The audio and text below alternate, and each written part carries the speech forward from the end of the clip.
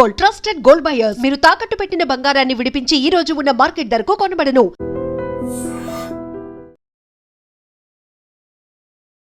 నమస్తే, welcome to I dream talking point with కవిత.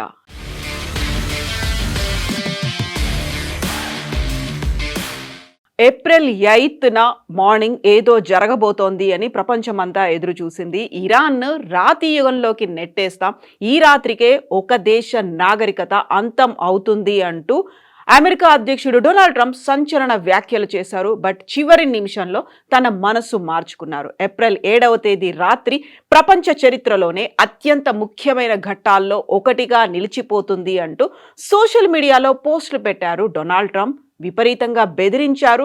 సంచలనంగా మారింది ఆ బెదిరింపు కూడా. దీంతో మంగళవారం రాత్రి ఇరాన్పై అమెరికా భీకరమైనటువంటి దాడులు చేయొచ్చని అందరూ భావించారు. అదే జరిగితే ప్రపంచ పరిస్థితి ఏంటని చాలా మంది ఆందోళన వ్యక్తం చేశారు. అయితే అమెరికా అధ్యక్షుడు అనూహ్యంగా మరొక కీలకమైనటువంటి ప్రకటన చేశారు. ఇరాన్పై దాడులను 2 వారాల పాటు నిలిపేస్తున్నట్లుగా ప్రకటించారు.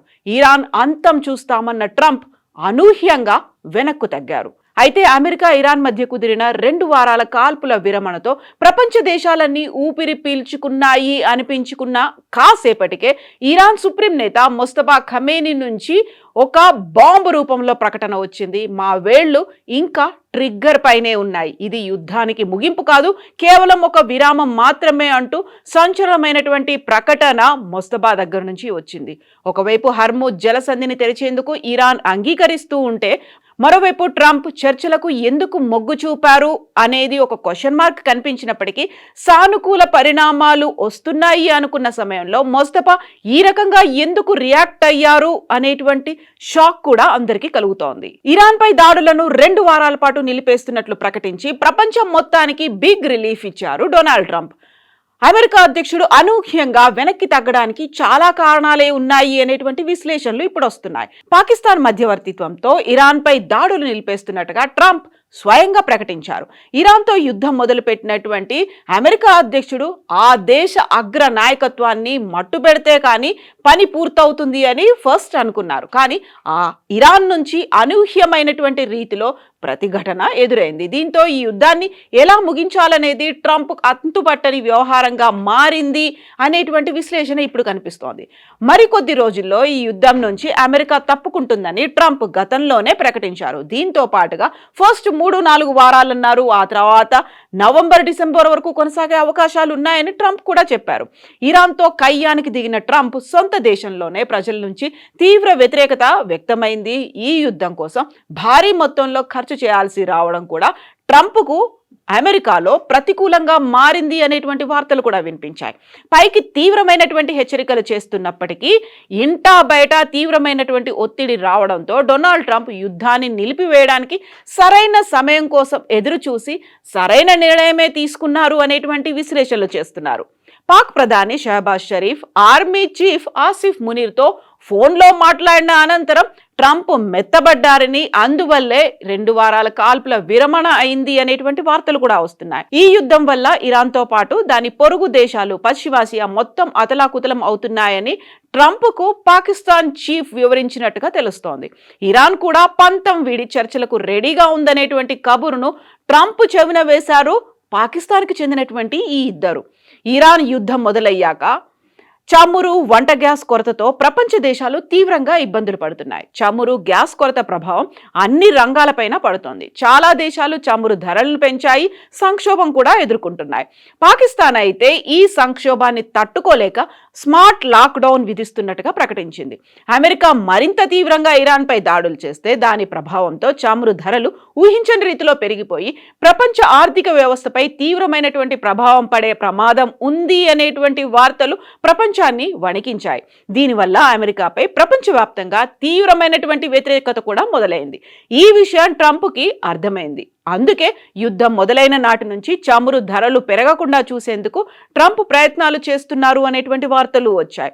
ఇటీవల ఇరాన్లో చమురు కేంద్రాలపై ఇజ్రాయెల్ దాడులు చేయడాన్ని ట్రంప్ తప్పుపట్టారు అనేటువంటి అంశం కూడా తెర మీదకి వచ్చింది.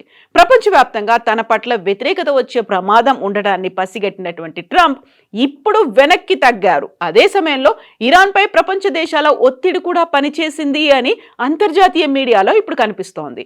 ఇక తమ దేశంపై భీకర దాడులకు అమెరికా సమాయత్తం అవుతుండడంతో యుద్ధం విషయంలో ఇరాన్ నాయకత్వం ఆలోచనలో పడింది. అప్పటి వరకు తన శక్తికి మించి పోరాడినటువంటి ఇరాన్ అమెరికా పూర్తి స్థాయిలో యుద్ధంలోకి దిగితే అపార నష్టం వాటిల్లుతుందని ఇరాన్ నాయకత్వానికి స్పష్టంగా అర్థమైనట్టుగా తెలుస్తోంది. దీంతో ట్రంప్ విధించిన గడువు ముగియడానికి 2 గంటల ముందే ఇరాన్ 10 అంశాల ప్రతిపాదనను అమెరికా ముందు ఉంచింది. చమురు రవాణాకు అత్యంత కీలకమైన హర్మూజ్ జలసంధిని తెరిచి ఉంచడానికి టెహ్రాన్ అంగీకరించింది. అమెరికా డిమాండ్ చేసిన షరతులపై చర్చించడానికి ఇరాన్ సుముఖత వ్యక్తం చేయడంతో ఆ దేశానికి మరొక అవకాశం ఇవ్వాలని ట్రంప్ నిర్ణయించుకున్నట్టుగా సమాచారం. అయినప్పటికీ కూడా తీవ్రమైనటువంటి హెచ్చరికలను మొస్తఫా ఖమేనీ చేశారు అనేటువంటి వార్తలు వస్తున్నాయి. ఇరాన్ అధికారిక మీడియా ద్వారా విడుదల చేసిన ప్రకటనలో మొస్తఫా ఖమేనీ తన దేశ సైన్యానికి కీలకమైనటువంటి ఆదేశాలు జారీ చేశారు అని తెలుస్తోంది.